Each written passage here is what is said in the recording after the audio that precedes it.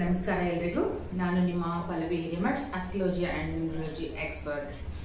So ಇವತ್ತು ನಾವು ಒಂದು ಹೊಸ ಪ್ಲಾನೆಟ್ ಬಗ್ಗೆ ಡಿಸ್ಕಷನ್ ಮಾಡೋಣ. ಅಂದ್ರೆ ಆ ಗ್ರಹ ನಿಮ್ಮ ಮನೆಯಲ್ಲಿ ಯಾವ್ಯಾವ ಭಾಗದಲ್ಲಿ, ಅಂದ್ರೆ 5ನೇ ಮನೆಯಲ್ಲಿದ್ರೆ 6ನೇ ಮನೆಯಲ್ಲಿದ್ರೆ ಯಾವ ತರ ರಿಸಲ್ಟ್ ಅನ್ನ ಕೊಡುತ್ತೆ ಅನ್ನೋದ್ರ ಬಗ್ಗೆ ನಾವು ಡಿಸ್ಕಷನ್ ಮಾಡೋಣ.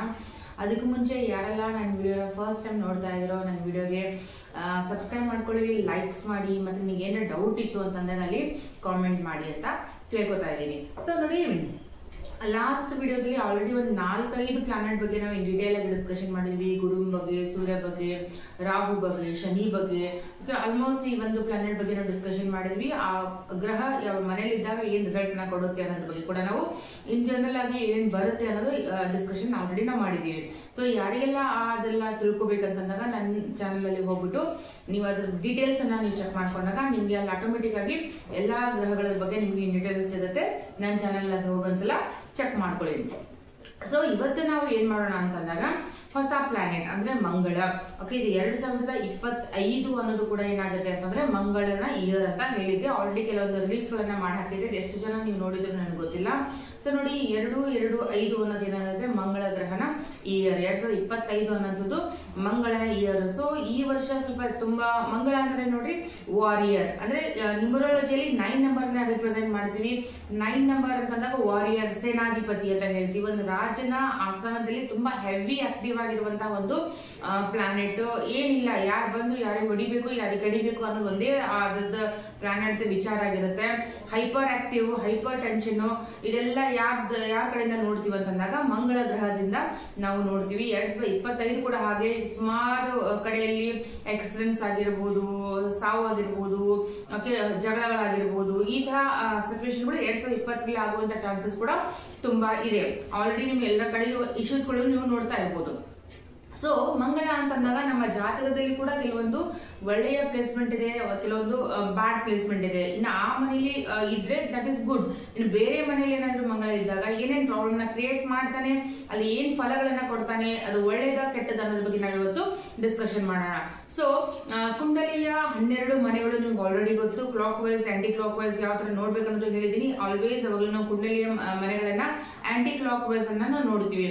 ಸೊ ಲಗ್ನ ಅಂತ ಬರ್ತಿದ್ದು ನಿಮ್ಮ ಲಗ್ನ ಆಗಿರುತ್ತೆ. ನಿಮ್ ಲಗ್ನಾಧಿಪತಿಯು ಕೂಡ ಮಂಗಳ ಆಗಿರ್ಬೋದು ಅಥವಾ ಬೇರೆ ರಾಶಿಗಳಾಗಿರ್ಬೋದು. ಲಗ್ನಾಧಿಪತಿ ಮಂಗಳ ಅಂತಂದಾಗ ನೋಡಿ, ಮೇಷ ರಾಶಿ ನಿಮ್ ಲಗ್ನ ಮೇಷ ಲಗ್ನ ಆಗಿತ್ತಂದಾಗ 100% ಲಗ್ನದ ಅಧಿಪತಿ ಯಾರಾಗಿರ್ತಾನೆ ಮಂಗಳನೇ ಆಗಿರ್ತಾನೆ.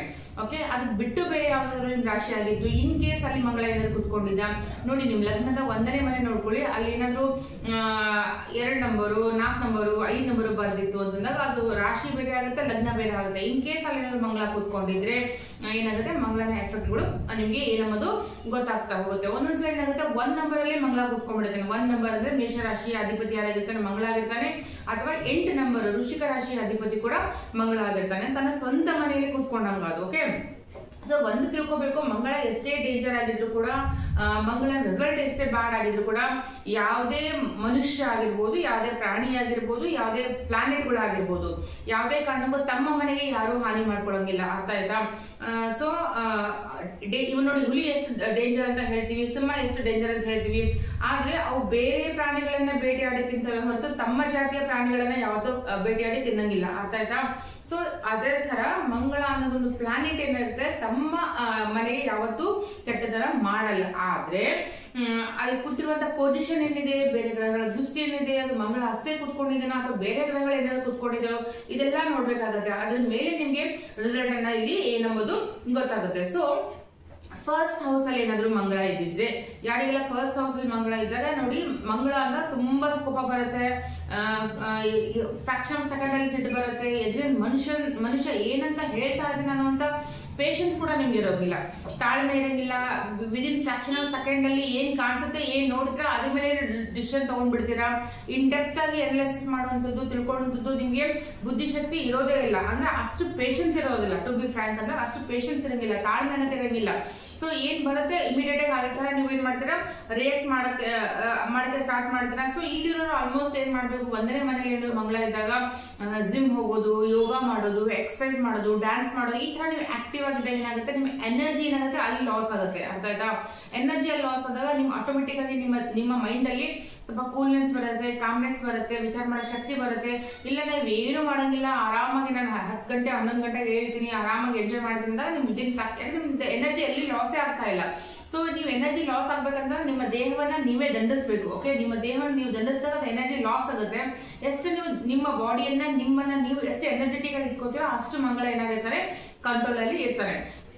ಇದು ಫಸ್ಟ್ ಹೌಸ್ ಅಲ್ಲಿ ಏನಾಗುತ್ತೆ ಸೆಲ್ಫ್ ಅಂತ ಹೇಳಿದ್ದೆ. ಓಕೆ, ನಿಮ್ದು ಸ್ವಂತ ಆರೋಗ್ಯ ಆಗಿರ್ಬೋದು, ಓಕೆ ಎಜುಕೇಶನ್ ಆಗಿರ್ಬೋದು, ನಿಮ್ಮ ಆಕ್ಟಿವಿಟೀಸ್ ಆಗಿರ್ಬೋದು. ಸೊ ಫಸ್ಟ್ ಹೌಸ್ ಅಲ್ಲಿ ಯಾರಾದ್ರೂ ಮಂಗಳ ಇತ್ತ ಅಂತಂದಾಗ ನೀವು ಏನಾದ್ರು ಜಿಮ್ ಮಾಡ್ತಾ ಇದ್ರ, ನಿಮ್ಮ ಫಿಟ್ ಆಗಿ ಇಟ್ಕೋಬೇಕು, ಸ್ಟಿಮ್ ಆಗಿ ಇಟ್ಕೋಬೇಕು ಅನ್ನೋದ್ರ ಬಗ್ಗೆ ನಿಮ್ಗೆ ಏನಾದ್ರು ವಿಚಾರ ಇತ್ತು ಅಂತಂದಾಗ ಅಲ್ಲಿ ಕುತ್ಕೊಂಡ್ರ ಮಂಗಳ ನಿಮ್ಗೆ ಯಾವತ್ತೂ ಹಾಮ್ ಮಾಡಂಗಿಲ್ಲ. ಉಲ್ಟಾ ನಿಮ್ಗೆ ಏನ್ ಮಾಡ್ತಾರೆ ಅಂದ್ರೆ ನೀವು ಪಾಸಿಟಿವ್ನೆಸ್ ಕೊಡಕ್ಕೆ ಸ್ಟಾರ್ಟ್ ಮಾಡ್ತಾನೆ. ಸೊ ಫಸ್ಟ್ ಹೌಸ್ ಅಲ್ಲಿ ಮಂಗಳ ಯಾರಾಗಿದೆ ಅವರೆಲ್ಲ ತಿಳ್ಕೊಂಬಿಡಿ, ಇದು ನಿಮ್ ರೆಮಿಡಿ ಅಂತ ಅನ್ಕೊಂಬಿಡಿ. ಎನರ್ಜಿನ ನೀವು ಏನ್ ಮಾಡಿ ಅಂದ್ರೆ ಸ್ಪೋರ್ಟ್ಸ್ ಅಲ್ಲಿ, ಯೋಗಾದಲ್ಲಿ, ಆಕ್ಟಿವಿಟಿಯಲ್ಲಿ, ಜಿಮ್ ಅಲ್ಲಿ, ಈ ತರ ಏನಲ್ಲಿ ಒಂದನ್ನ ನೀವು ಇನ್ವೆಸ್ಟ್ ಮಾಡಕ್ಕೆ ಸ್ಟಾರ್ಟ್ ಮಾಡಿ. ಸೊ ಇನ್ನೊಂದು ಫಸ್ಟ್ ಹೌಸ್ ಅಲ್ಲಿ ಏನಾದ್ರು ಮಂಗಳ ಇದ್ದಾಗ ನಿಮ್ಗೆ ಮಂಗಳ ದೋಷ ಬರುವಂತ ಸಾಧ್ಯತೆ ಕೂಡ ಇದೆ. ಸೊ ಮಂಗಳ ದೋಷದ ಬಗ್ಗೆ ಒಂದು ಸಪರೇಟ್ ಆಗಿ ವಿಡಿಯೋ ಮಾಡಿ ಹಾಕಿದೀವಿ. ಯಾವ್ಯಾವ ಮನೆಯಲ್ಲಿ ಮಂಗಳ ಇದ್ರೆ ಅದು ಮಂಗಳ ದೋಷ ಬರುತ್ತೆ, ಮಂಗಳ ದೋಷ ಏನಕ್ಕೆ ಬರುತ್ತೆ, ಅದಕ್ಕೆ ಪರಿಹಾರ ಏನು, ಮಂಗಳ ದೋಷ ತಾನಾಗಿ ಯಾವಾಗ ಹೋಗುತ್ತೆ, ಅದು ಏನ್ ರಿಸಲ್ಟ್ ಬರುತ್ತೆ, ಇದ್ರೆ ಏನಾಗುತ್ತೆ, ಈ ತರ ಎಲ್ಲಾ ಒಂದು ಕ್ವಶನ್ ಗಳಿಗೆ ಒಂದು ಆನ್ಸರ್ ಗಳನ್ನ ನಾನು ಮಂಗಳ ದೋಷ ಅನ್ನೋ ಒಂದು ಸಪರೇಟ್ ವಿಡಿಯೋದಲ್ಲಿ ಮಾಡಿ ಹಾಕಿದ್ದೀನಿ. ಯಾರಿಗೆಲ್ಲ ಅದ್ರ ಬಗ್ಗೆ ನೋಡ್ಬೇಕಾಗಿದ್ದು ಅಂದ್ರೆ ನನ್ನ ಚಾನಲ್ ಹೋಗ್ಬಿಟ್ಟು ಪರ್ಟಿಕ್ಯುಲರ್ ಮಂಗಳ ದೋಷದ ಬಗ್ಗೆ ನೀವು ಇನ್ ಡೀಟೇಲ್ ಆಗಿ ಇನ್ಫಾರ್ಮೇಶನ್ ಕಲೆಕ್ಟ್ ಮಾಡಬಹುದು. ಸೊ ಫಸ್ಟ್ ಹೌಸ್ ಏನಂತಂದ್ರೆ ಮಂಗಳ ದೋಷವನ್ನ ಕ್ರಿಯೇಟ್ ಮಾಡುತ್ತೆ. ಸೆಕೆಂಡ್ ಹೌಸ್ ಗೆ ಬನ್ನಿ. ಸೊ ಸೆಕೆಂಡ್ ಹೌಸ್ ಬಂದ್ಬಿಟ್ಟು ಮನಿ. ಓಕೆ, ಮನಿ ಅಂದ್ರೆ ದುಡ್ಡು ಕಾಸು, ಅದು ವಾಣಿ ಅಂದ್ರೆ ಧ್ವನಿಯನ್ನು ಅಲ್ಲಿ ರಿಪ್ರೆಸೆಂಟ್ ಮಾಡೋದು. ಸೊ ಸೆಕೆಂಡ್ ಹೌಸ್ ಅಲ್ಲಿ ಮನಿ ಮಂಗಳ ಏನಾದ್ರು ಇದ್ದ ಅಂತಂದಾಗ ಮನಿ ಹೌಸ್ ಅಲ್ವಾ, ಅಲ್ಲಿ ವಾಣಿ ಯಾವ ತರ ಆಗತ್ತಂದ್ರೆ ತುಂಬಾ ಸ್ಟಿಫ್ ಆಗಿ ಮಾತಾಡ್ತಾರೆ, ಲೈಕ್ ಕಿಂಗ್ ತರ. ಓಕೆ, ಇವರೇನ್ ಕಿಂಗ್ ಅಲ್ಲ, ಆದ್ರೂ ಅವ್ರ ಧ್ವನಿ, ಅವ್ರ ಗತ್ತು ಗಮ್ಮತ್ತು ಯಾವ ತರ ಇರುತ್ತೆ ಅಂತಂದಾಗ ತುಂಬಾ ಜೋರಾಗಿ, ಸಾಫ್ಟ್ ಆಗಿ, ಕಾಮ್ ಆಗಿ, ಕೂಲ್ ಆಗಿ, ನೈಸ್ ಆಗಿ, ಇನ್ನೋಸೆಂಟ್ ಆಗಿ ಆ ತರ ಮಾತಾಡೋಂತ ಒಂದು ಪ್ಲಾನೆಟ್ ಇದು ಅಲ್ಲ. ಏನಿದ್ರು ಏನಂತಾರೆ, ಮಾತಾಡಿದ್ರೆ ಕತ್ತಿ ಬೀಸಂಗಿರುತ್ತೆ ಇವ್ರದ್ದು. ಅರ್ಥ ಆಯ್ತಾ? ಏನೋ ಮಾತಾಡ್ತಾರೆ, ನಾರ್ಮಲ್ ಆಗಿ ಮಾತಾಡೋದನ್ನು ಯಾರಿಗೂ ಏನಂದ್ರೆ ಏನೋ ಬೈತಾ ಇದಾರೆ ಅನ್ನೋ ತರ ಫೀಲ್ ಆಗ್ತಾ ಇರುತ್ತೆ. ಸೊ ಆ ಒಂದು ಮಟ್ಟದಲ್ಲಿ ಇವ್ರ ಧ್ವನಿ ಇರುತ್ತೆ. ಸೊ ಸೆಕೆಂಡ್ ಹೌಸ್ ಅಲ್ಲಿ ಅದ್ ಬಿಟ್ರೆ ಏನಾಗುತ್ತೆ ಅಂದ್ರೆ ಫ್ಯಾಮಿಲಿ ರಿಲೇಟೆಡ್, ಮನಿ ರಿಲೇಟೆಡ್ ಇವರು ಹೋಗ್ಲು ಫೈಟ್ ಮಾಡ್ತಾ ಇರ್ತಾರೆ. ಮೀನ್ಸ್ ಚೆನ್ನಾಗಿ ಇಟ್ಕೋಬೇಕು ಅಂತ, ಫ್ಯಾಮಿಲಿನ ಚೆನ್ನಾಗಿ ಇಟ್ಕೋಬೇಕು ಅಂತ ಟ್ರೈ ಮಾಡ್ತಾ ಇರ್ತಾರೆ. ಮತ್ತೆ ದುಡ್ಡು ಅರ್ನ್ ಮಾಡ್ಬೇಕಂತ ಕೂಡ ಇವರು ಟ್ರೈ ಮಾಡ್ತಾ ಇರ್ತಾರೆ. So come to the third house. So ಮೂರನೇ ಮನೆಯಲ್ಲಿ ಏನಾದ್ರು ಮಂಗಳ ಇದ್ದಾಗ ದಟ್ ಇಸ್ ಗುಡ್. ಯಾಕಂದ್ರೆ ಮೂರನೇ ಮನೆ ಏನಪ್ಪಾ ಅಂದ್ರೆ ಹಾರ್ಡ್ ವರ್ಕ್ ಮನೆ. ಓಕೆ, ನಮ್ ಕಷ್ಟದ ಮನೆಯಲ್ಲಿ ಹಾರ್ಡ್ ವರ್ಕ್ ಎಲ್ಲಿ ಮಾಡ್ಬೇಕಪ್ಪ, ಯಾವ ಮನೆಯಿಂದ ಹಾರ್ಡ್ ವರ್ಕ್ ನೋಡ್ತೀವಿ ಅಂದ್ರೆ ಮೂರನೇ ಮನೆ ಹಾರ್ಡ್ ವರ್ಕ್ ನೋಡ್ತೀವಿ.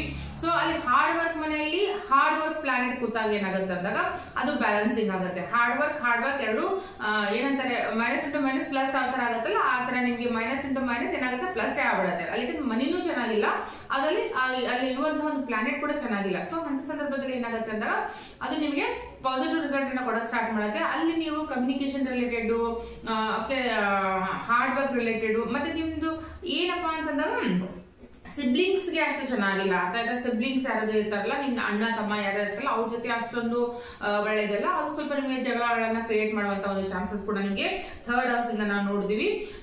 ಹಾರ್ಡ್ ವರ್ಕ್ ಅಂತೂ ಮಾಡ್ತಾರೆ, ಹಾರ್ಡ್ ವರ್ಕ್ ಮಾಡಿದ್ರೆ ಸಕ್ಸಸ್ ಅಂತ ಅವರಿಗೆ ಸಿಕ್ಕೇ ಸಿಗುತ್ತೆ. Come to the fourth house. Fourth house ಮಂಗಳ ಏನಂದ್ರೆ ತಾಯಿ ಜೊತೆಗೆ ಅಷ್ಟೊಂದು ಸಂಬಂಧ ಚೆನ್ನಾಗಿರಲ್ಲ.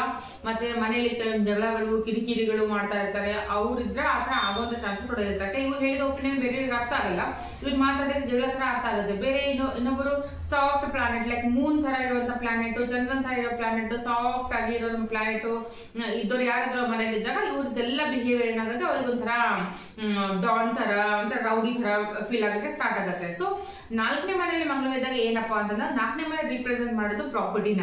ಓಕೆ, ಪ್ರಾಪರ್ಟಿನ ರಿಪ್ರೆಸೆಂಟ್ ಮಾಡೋದು ಮಂಗಳ.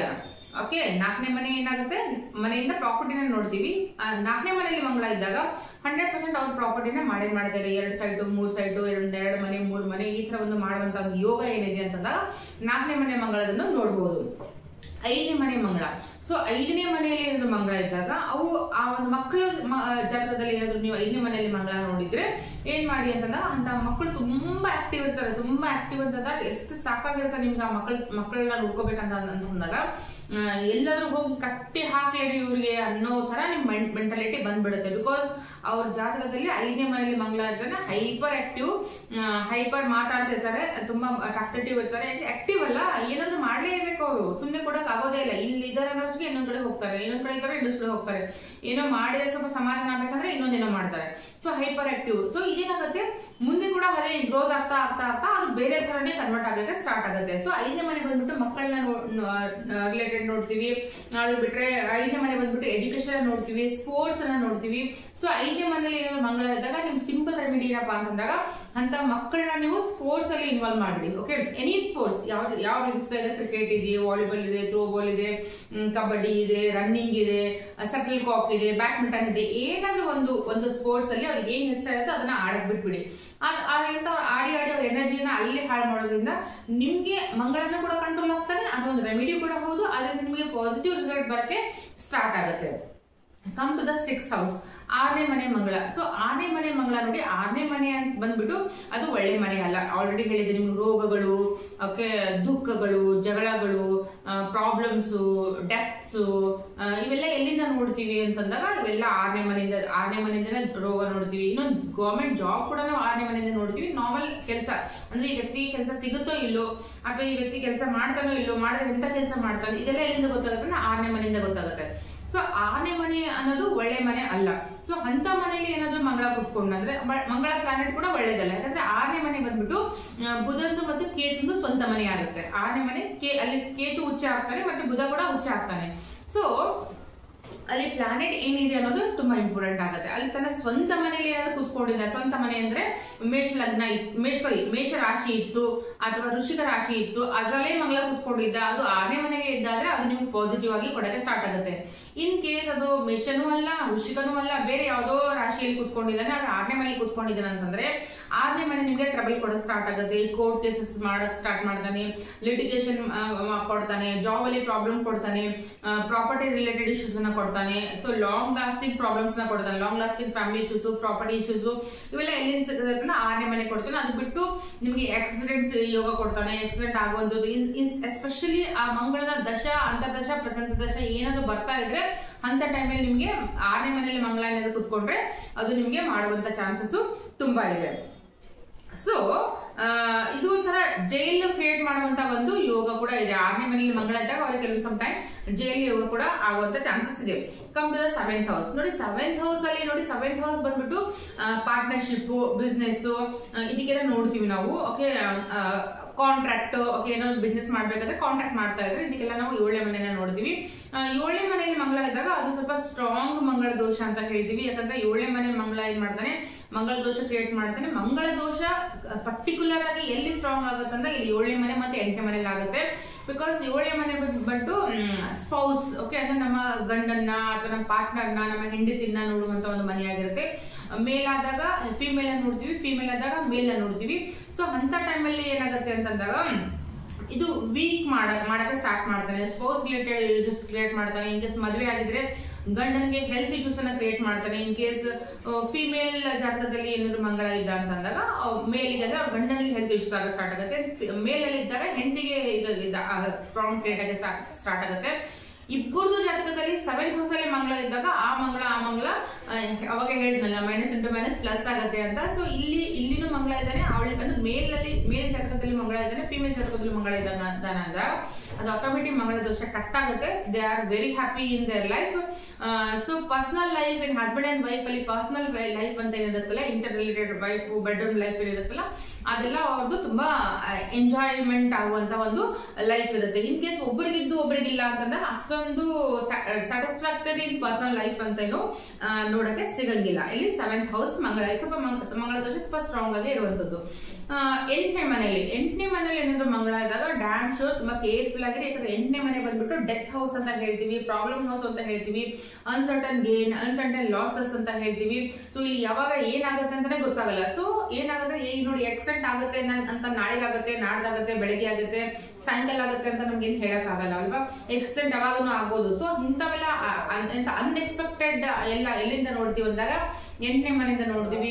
ಪ್ರಾಪರ್ಟಿ ರಿಲೇಟೆಡ್ ಪ್ರಾಬ್ಲಮ್ಸ್ ಗಳನ್ನ ನೋಡ್ಬೋದು ನಾವು, ಕೆಲಸದಲ್ಲಿ ತೊಂದರೆಗಳನ್ನ ನೋಡ್ಬೋದು, ಮತ್ತೆ ಆಕ್ಸಿಡೆಂಟ್ಸ್ ಗಳು ಆಗ್ಬೋದು. ತುಂಬಾ ಜಾಸ್ತಿ ಆಕ್ಸಿಡೆಂಟ್ ಆಗುವಂತ ಚಾನ್ಸಸ್ ಇರುತ್ತೆ. ಯಾವ ತರ ಅಂತಂದಾಗ ಒಂದು ಪೀಕ್ ಕಂಡೀಷನ್ ಅಲ್ಲಿ ಹೋಗ್ಬಿಟ್ಟು ಅವ್ರಿಗೆ ಏನಂತಾರೆ ತುಂಬಾ ಡೇಂಜರ್ ಆಕ್ಸಿಡೆಂಟ್ ಆಗುವಂತ ಚಾನ್ಸಸ್ ಇರುತ್ತೆ.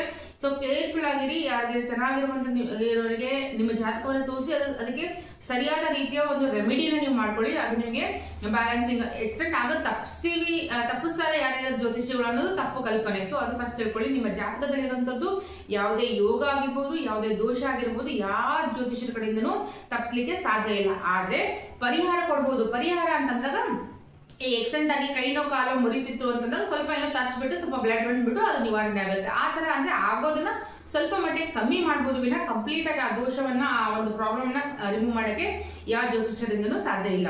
ಸೊ ಬಂದ್ಬಿಟ್ಟು ಈಗ 9ನೇ ಮನೆಯಲ್ಲಿ ಮಂಗಳ. ಸೊ 9ನೇ ಮನೆಯಲ್ಲಿ ಮಂಗಳ ಇದ್ದಾಗ ನಮಗೆ 9ನೇ ಮನೆ ರಿಪ್ರೆಸೆಂಟ್ ಮಾಡೋದು ನಮ್ಮ ಲಕ್, ನಮ್ಮ ಡೆಸ್ಟಿನಿ, ನಮ್ಮ ಫಾದರ್, ನಮ್ಮ ತಂದೆಯನ್ನ ರಿಪ್ರೆಸೆಂಟ್ ಮಾಡುತ್ತೆ, ನಮ್ಮ ಲಕ್ ಅನ್ನ ರಿಪ್ರೆಸೆಂಟ್ ಮಾಡುತ್ತೆ.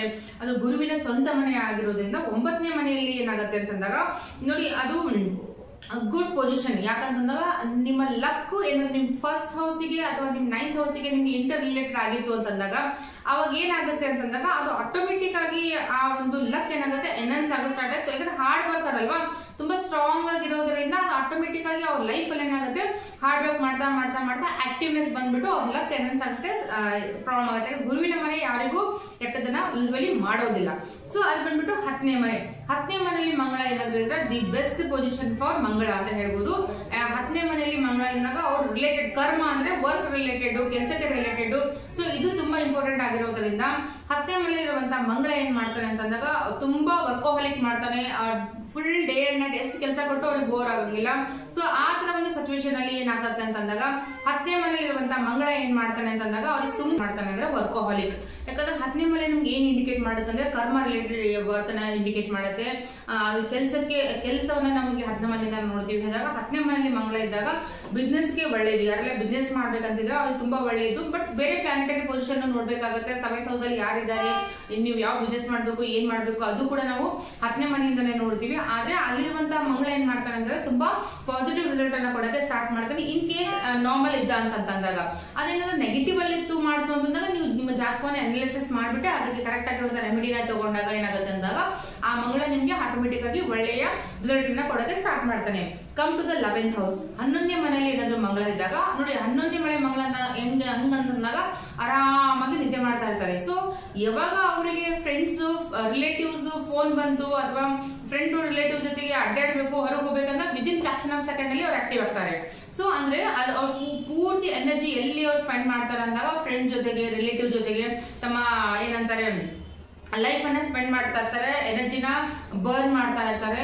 ಸೊ ಡೇ ನಲ್ಲಿ ಏನೇ ಕೆಲಸ ಹೇಳಿದ್ರು ಯಾವ್ದಕ್ಕೂ ಆಕ್ಟಿವ್ ಆಗಿ ರೆಸ್ಪಾನ್ಸ್ ಮಾಡ್ತಾ ಇರಂಗಿಲ್ಲ. ಒನ್ಸ್ ಸಡನ್ ಆಗಿ ಯಾರೋ ಒಂದು ಫ್ರೆಂಡ್ ಫೋನ್ ಮಾಡ್ಬಿಟ್ಟು ಈ ತರ ಇದೆ ಬಾ ಅಂದ ತಕ್ಷಣ ವಿದಿನ್ ಫ್ರಾಕ್ಷನ್ ಆಫ್ ಸೆಕೆಂಡ್ ಅಲ್ಲಿ ಪಟ್ ಅಂತ ರೆಡಿ ಆಗ್ಬಿಟ್ಟು ಹೋಗ್ಬಿಡ್ತಾರೆ. ಸೊ ಅಷ್ಟು ಹೆವಿ ಎನರ್ಜಿ ಬಂದ್ಬಿಡುತ್ತೆ ಫ್ರೆಂಡ್ಸ್ ಮತ್ತೆ ರಿಲೇಟಿವ್ಸ್ ಅಂದ ತಕ್ಷಣ.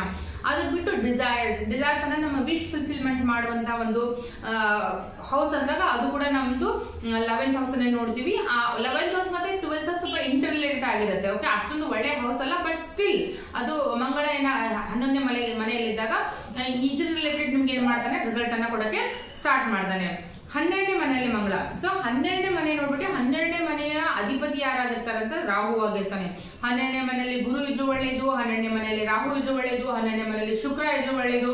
ಅದಕ್ಕೆ ಬಿಟ್ಟು ಏನಾದ್ರು ಬುಧ ಇದ್ದ ಅಥವಾ ಏನಾದ್ರು ಸೂರ್ಯ ಇದ್ದ ಅಂತಂದಾಗ ಅದು ನಿಮ್ಗೆ ನೆಗೆಟಿವ್ ನ ಕೊಡುತ್ತೆ, ಯಾವುದೇ ರೀತಿಯ ಪಾಸಿಟಿವ್ ಅನ್ನು ನಿಮ್ಗೆ ಕೊಡೋದಿಲ್ಲ. ಸೊ 12ನೇ ಮನೆಯಲ್ಲಿ ಮಂಗಳ ಇದ್ದಾಗ ಅಂತ ಏನಾಗುತ್ತೆ ಅಂತಂದಾಗ ಇದೇನಾಗುತ್ತೆ ಅಂದ್ರೆ ನಿಮ್ಗೆ ಔಟ್ ಆಫ್ ಹೋಲಿಗೆ ಸಪೋರ್ಟ್ ಮಾಡಲ್ಲ. ಯಾಕಂದ್ರೆ 12ನೇ ಮನೆ ಪರ್ಟಿಕ್ಯುಲರ್ ಆಗಿ ಇಂಡಿಕೇಟ್ ಮಾಡೋದು ಫಾರಿನ್ ರಿಲೇಟೆಡ್ ಅಂದ್ರೆ ವಿದೇಶದ ಸಂಬಂಧಿತ ನಮ್ಗೆ ಯಾವುದೇ ಇನ್ಫಾರ್ಮೇಶನ್ ನೋಡ್ಬೇಕಾದ್ರೆ ನಾವು 12ನೇ ಮನೆ ನೋಡ್ಬೇಕು. 12ನೇ ಮನೆ ಜೈಲ್ ಇದೆ, 12ನೇ ಮನೆ ಪ್ರಾಬ್ಲಮ್ ಇದೆ, 12ನೇ ಮನೆ ತುಂಬಾ ಇಶ್ಯೂಸ್ ಗಳನ್ನ ಕ್ರಿಯೇಟ್ ಮಾಡುವಂತ ಮನೆ. ಓಕೆ, ನಮ್ಮ ಮುಕ್ತಿ ಅದು ಕೂಡ 12ನೇ ಮನೆಯಿಂದನೇ ನೋಡ್ತೀವಿ. ಅಂದ್ರೆ ಯಾವ ತರ ಸಿಗುತ್ತೆ ಓಕೆ, ಅದು ಕೂಡ ನಾವು 12ನೇ ಮನೆಯಿಂದ ಗೊತ್ತಾಗುತ್ತೆ. ಓಕೆ, ಸೊ ಹೀಗಾಗಿ 12ನೇ ಮನೆಯಲ್ಲಿ ಮಂಗಳ ಇದ್ದಾಗ ಅಂತ ಪರಿ ಒಳ್ಳೆ ರಿಸಲ್ಟ್ ನಮ್ಗೆ ಕೊಡಕ್ಕೆ ಹೋಗೋದಿಲ್ಲ. ಸೊ ಇಷ್ಟೆಲ್ಲ ಏನಪ್ಪಾ ಇನ್ಫಾರ್ಮೇಶನ್ ನಿಮಗೆ ಅಂದ್ರೆ ಮಂಗಳ ಗ್ರಹದ ಬಗ್ಗೆ ನಿಮ್ಗೆ ಇನ್ ಡೀಟೇಲ್ ಆಗಿ ಇನ್ಫಾರ್ಮೇಶನ್ ಸಿಕ್ಕಿದೆ ಅನ್ಕೋತೀನಿ. ನೋಡಿ, ಮಂಗಳ ಗ್ರಹ ಯಾವ್ಯಾವ ಮನೆಯಲ್ಲಿ ಇದ್ದಾಗ ಏನೇನು ರಿಸಲ್ಟ್ ನ ಕೊಡ್ತಾನೆ ಅನ್ನೋದ್ರ ಬಗ್ಗೆ ನಿಮ್ಗೆ ಕ್ಲಿಯರ್ ಆಗಿ ಅರ್ಥ ಆಗಿದೆ. ಸೊ ಇದೇ ತರ ಮುಂದಿನ ವಿಡಿಯೋದಲ್ಲಿ ಮತ್ತೆ ಬೇರೆ ಪ್ಲಾನೆಟ್ ಬಗ್ಗೆ ನಾವು ಡಿಸ್ಕಷನ್ ಮಾಡೋಣ. ಯಾವ ಗ್ರಹ ಎಲ್ಲಿದ್ದಾಗ ಇನ್ನೂ ಒಂದು 4 ಪ್ಲಾನೆಟ್ಸ್ ಗಳು ಉಳಿದಿದೆ. ಸೊ ಆ 4 ಪ್ಲಾನೆಟ್ಸ್ ಗಳು ಏನಾಗುತ್ತೆ ಅಂತಂದಾಗ ಒಳ್ಳೆ ರೀತಿಯ ನಿಮ್ಗೆ ಫಲಗಳನ್ನ ಕೊಟ್ಟಾಗ ಅಥವಾ ಅದರಿಂದ ನಿಮ್ಗೆ ಬೆನಿಫಿಟ್ಸ್ ಯಾವ ತರ ಸಿಗುತ್ತೆ ಅನ್ನೋದ್ರ ಬಗ್ಗೆ ಏನಾಗುತ್ತೆ ನಾವು ಡಿಸ್ಕಷನ್ ಮಾಡ್ತಾ ಹೋಗೋಣ. ಮತ್ತೆ ಸಿಗೋಣ ಮುಂದಿನ ವಿಡಿಯೋದಲ್ಲಿ. ಅಲ್ಲಿವರೆಗೂ ನಮಸ್ಕಾರ.